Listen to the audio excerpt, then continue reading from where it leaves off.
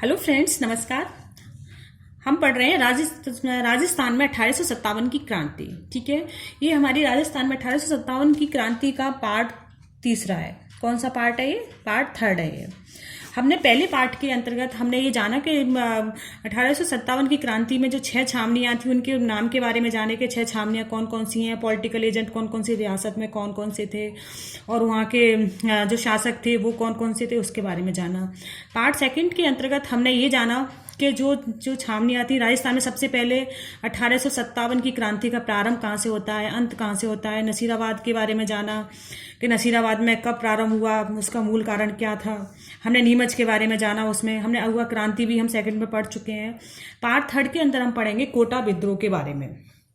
ठीक है फ्रेंड्स, कोटा विद्रोह भी बहुत ज़्यादा मोस्ट है और इसमें क्या मेन तो इसमें से एक क्वेश्चन ये बहुत मोस्ट बनता है कि एकमात्र ऐसी छावनी जो सैनिक छावनी ना होते हुए भी जनता ने जहां पर विद्रोह किया वो कौन सी थी? कोटा विद्रोह थी। ठीक है, जनता ने यहाँ विद्रोह किया और 6 महीने तक यहाँ पर जनता का शासन रहा। किसका शासन रहा था यहाँ पर 6 महीने तक? 6 महीने तक यहाँ पर जनता का शासन रहा था।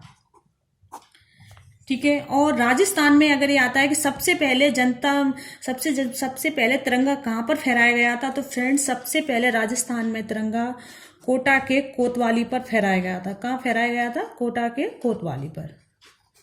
ठीक है, राजस्थान में कोटा के कोतवाली पर झंडा फहराया गया था। अब यहाँ के बारे में बात करते हैं कि यहाँ जो आंदोलन है वो कब प्रारंभ हुआ था और उसका नेतृत्व किसने किया था, पॉलिटिकल एजेंट कौन थे कोटा में, उस सब के बारे में हम जानते हैं। तो देखिए, कोटा में जो विद्रोह था वो 15 अक्टूबर 1857 में प्रारंभ हुआ था। इस सबसे बड़ा जन विद्रोह के नाम से जाना जाता है। सबसे बड़ा जन विद्रोह के नाम से किसे जाना जाता है? कोटा विद्रोह को जाना जाता है सबसे बड़े जन विद्रोह के नाम से। अब इसके नेतृत्व की बात करें तो इसका नेतृत्व कौन कर रहा था? जयदयाल और मेहराब खां, डॉक्टर मेहराब खां। जो ये जयदयाल थे ये थे कामा भरतपुर के। इसके बारे में भी आप जरूर याद कर लेना, ये आ जाता है कि मतलब ये कौन सी जगह से बिलोंग करते थे। तो कहाँ से थे फ्रेंड? ये कामा भरतपुर से थे। और जो मेहराब खां थे ये करौली के थे। ठीक है, ये कहाँ के थे? करौली के थे। इन दोनों को फांसी टोंक देवली में दी गई थी। ये भी आ जाता है कि जयदयाल और मेहराब खां को फांसी कहाँ दी गई थी, तो कहाँ पर फांसी दी गई थी इनको? देवली टोंक में इनको फांसी दी गई थी। ठीक है, क्या होता है, और यहाँ के पॉलिटिकल एजेंट के बारे में जान लेते हैं। पॉलिटिकल एजेंट कौन था? बर्टन यहाँ का पॉलिटिकल एजेंट था। क्या होता है फ्रेंड्स, जो यहाँ के नेतृत्व करता थे जयदयाल और मेहराब खां, उनके नेतृत्व में जो विद्रोही सेना थी उन्होंने कोटा के पॉलिटिकल एजेंट बर्टन तथा ऑर्थर व 2 डॉक्टरों को मार दिया। 2 डॉक्टरों को मारकर उन्होंने क्या किया, जो यहाँ के जो पॉलिटिकल एजेंट जो बर्टन थे ना, उनका सिर काटकर उसके सिर को भाले पर रखकर पूरे कोटा में इन्होंने घुमाया। किसका सिर घुमाया था? पॉलिटिकल एजेंट बर्टन का सिर। किसने घुमाया था? जयदयाल और मेहराब खां ने। ठीक है, जयदयाल और मेहराब खां ने जो बिजलाल भवन महल कोटा में जो बर्टन का सिर काटकर उसके सिर को भाले पर रखकर पूरे कोटा शहर में घुमाया, व उसके 2 पुत्र व डॉक्टर सिलेंडर कॉटम को मारकर कोटा पर अधिकार कर लिया इन्होंने। अब क्या किया इन्होंने कि इनका सिर तो काटकर पूरे शहर में घुमाया, 2 डॉक्टरों को भी मार दिया। फिर बाद में जो विद्रोही थे उन्होंने जो वहाँ के शासक थे राम सिंह द्वित, उनको गिरफ्तार कर लिया। जब राम सिंह द्वित को गिरफ्तार कर लेते हैं तो राम सिंह द्वित ने करौली के शासक मदन सिंह से छुड़ाने के लिए गुहार लगाई, कहा कि तुम मुझे यहाँ से छुड़ाओ। फिर क्या होता है कि कोटा का विद्रोह समाप्त करने के लिए अंग्रेजी अधिकारी रॉबर्ट्स आते हैं। कौन आते हैं कोटा का विद्रोह समाप्त करने के लिए? अंग्रेज अधिकारी रॉबर्ट्स आते हैं। और रॉबर्ट्स आए तथा धौलपुर के भगवंत सिंह की सहायता से 31 मार्च 1858 को कोटा विद्रोह किया उन्होंने। कब किया था उन्होंने? 31 मार्च 1858 को किसकी सहायता से किया था? धौलपुर के भगवंत सिंह की सहायता से किया था। ठीक है, यह एकमात्र यहाँ पर सैनिक छावनी ना होते हुए भी जनता ने विद्रोह किया। कौन सा था ये? कोटा विद्रोह हो गया। इसमें कुछ महत्वपूर्ण पॉइंट है, उनके बारे में भी मैंने लिखा है। जैसे राजस्थान का दूसरा भामाशाह के नाम से किसे जाना जाता है, वो जाना जाता है अमरचंद भाटिया को। किसको जाना जाता है? अमरचंद भाटिया को। कहा जाता है जो अमरचंद भाटिया है उन्होंने अपना सारा धन जो तात्या टोपे थे उनको दे दिया देशभक्ति के लिए। ठीक है। राजस्थान में जो अब ये भी आ जाता है कि राजस्थान का मंगल पांडे किसे कहा जाता है, तो ये आप जरूर याद रखना कि राजस्थान का मंगल पांडे तात्या टोपे को कहा जाता है। किसको कहा जाता है? तात्या टोपे को कहा जाता है। अब ये जाने कि तात्या टोपे का मूल नाम क्या है, तो देखिए इनका नाम है रामचंद्र पांडुरंग। क्या है? रामचंद्र पांडुरंग इनका मूल नाम है। एक बार क्वेश्चन ये भी आया था 2nd ग्रेड में कि जो तात्या टोपे हैं वो राजस्थान में कितनी बार आए हैं, तो देखिए तात्या टोपे राजस्थान में 2 बार आए थे। एक बार तो आए थे 1858 ईस्वी में, दोनों बार 1858 में ही आए हैं, पर एक बार तो आए थे वो भीलवाड़ा और दूसरी बार आए हैं वो झालावाड़ और बांसवाड़ा में। ठीक है। 8 अगस्त और 9 अगस्त को तो ये कहाँ आते हैं? 8 अगस्त 1858 को आते हैं जी मांडलगढ़ भीलवाड़ा में। 9 अगस्त को आते हैं जिक्वाड़ा भीलवाड़ा में। ये तो पहली बार में आए थे जब इन्होंने जिक्वाड़ा भी गए थे और ये मांडलगढ़ भी गए थे। जब दूसरी बार आते हैं जी 10 दिसंबर को, 10 दिसंबर 1858 को, तो ये कहाँ पर आते हैं? झालावाड़ और बांसवाड़ा में। इनके नाम भी आप याद रख लेना इनके। तात्या टोपे के 600 सैनिकों के द्वारा आत्मसमर्पण किया गया था क्या? बीकानेर के जो सरदार सिंह थे उनके सामने। ठीक है। क्योंकि उनको जो तात्या टोपे थे उन्होंने अपने 600 सैनिकों के द्वारा आत्मसमर्पण किया। फिर जो अंग्रेज थे जी, क्या था, जब इन्होंने आत्मसमर्पण कर लिया बीकानेर के जो शासक थे सरदार सिंह के समक्ष, तो तात्या टोपे को उसी समय जो वहाँ के मानसिंह नारूका थे उन्होंने अंग्रेजों से कहकर इनको पकड़वा लिया। किसने पकड़वाया था? मानसिंह नारूका। अंग्रेजों की सहायता हेतु राजपूताने से बाहर जाने वाला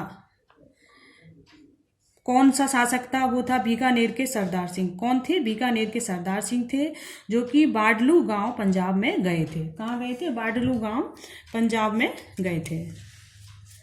ठीक है। अंग्रेजों की सहायता हेतु राजपूताने से बाहर जाने वाला शासक कौन था?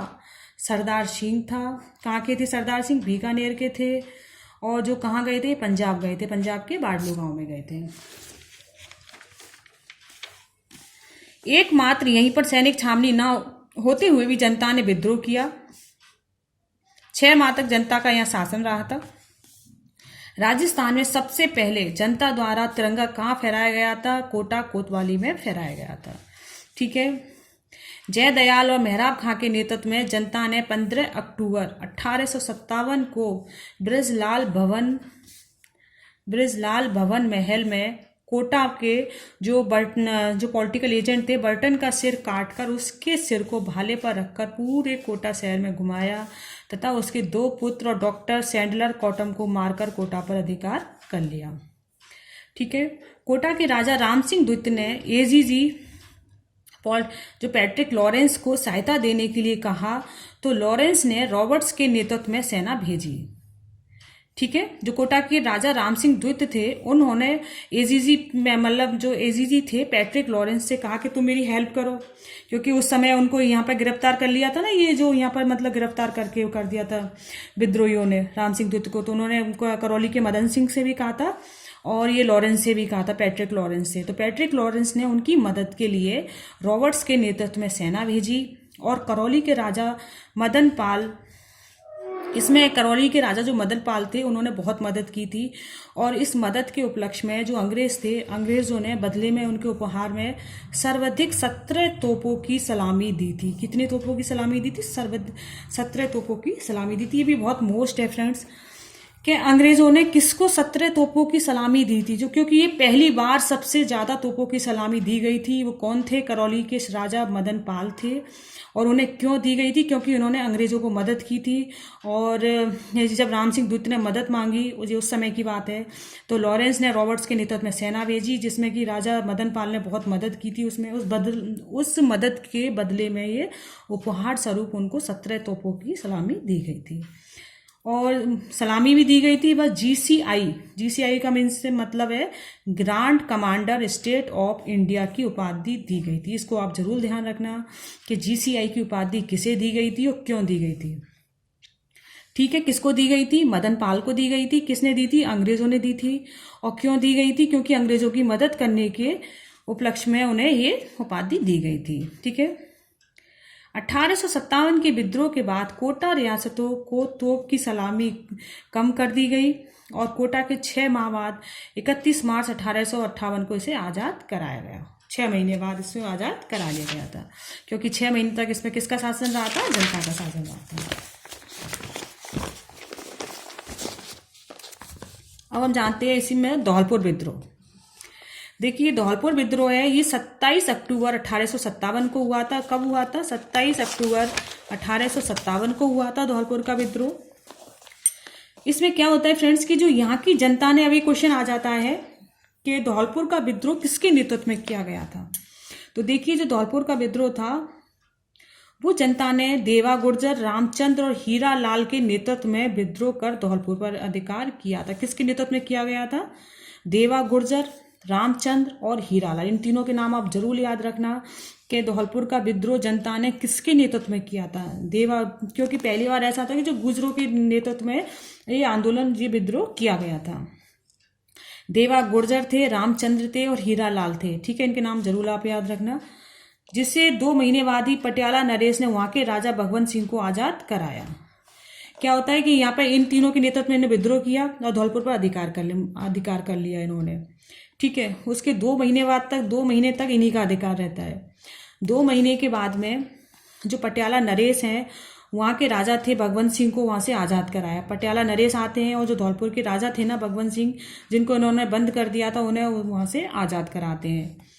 तो ये तो होता है धौलपुर का विद्रोह। अब हम जानते हैं भरतपुर का विद्रोह। तो देखिए, जो भरतपुर का विद्रोह है जी 31 मई 1857 को होता है। कब होता है? 31 मई 1857 को होता है। इस विद्रोह में क्या था फ्रेंड्स कि ये विद्रोह हुआ था जब राजा जसवंत सिंह नाबालिग थे और यहाँ का जो पॉलिटिकल एजेंट था वो मॉरिसन था, जो सारा कार्य इन्हीं की देख रेख में होता था। इससे नाराज होकर गुर्जरों व मेवों ने 31 मई 1857 को विद्रोह कर दिया। ठीक है, क्या था? मॉरिसन यहाँ की देखरेख करता था। इससे क्या, जो वहाँ के मेव और गुर्जर थे उन्होंने 31 मई को यहाँ पर विद्रोह कर दिया। लेकिन वहाँ का शासक जो जसवंत सिंह थे वो बहुत कम एज के थे, नाबालिग थे। तो जो मॉरिसन से वो वहाँ से भागकर आगरा चले जाते हैं। बस यहाँ का इतना ही है। तो मतलब भरतपुर विद्रोह के बारे में कुछ ज़्यादा नहीं है कि मॉरिसन वहाँ से पहले जब देखते हैं कि इनके बस का कुछ है नहीं है, जो कम आयु के हैं, तो वहाँ से जाकर आगरा चले जाते हैं। कुछ पॉइंट और है कि शेखावटी ब्रिगेड का मुख्यालय कहाँ था। तो देखिए, शेखावटी का ब्रिगेड का मुख्यालय कहाँ था? झुंझुनू में था। झुंझुनू, जिसे कि डूगर जी जवाहर, जो झुंझुनू से संबंध किसका है? डूगर जी और जवाहर जी का संबंध रहा है। गरीबों के लोक देवता किसे कहा जाता है? तो गरीबों के लोक देवता कहा जाता है डूगर जी और जवाहर जी को। और फ्रेंड्स, ये आप जरूर याद रखना कि डूगर जी जवाहर जी का वास्तविक नाम क्या था? तो इनका नाम था बलजी और भूरजी। क्या नाम था? बलजी और भूरजी, क्योंकि ये हमारे लोक देवताओं में ये भी बहुत मोस्ट है। धन्यवाद फ्रेंड्स। आपको मेरी वीडियो पसंद आई हो तो प्लीज़ इसे लाइक, सब्सक्राइब और शेयर जरूर कीजिए। धन्यवाद।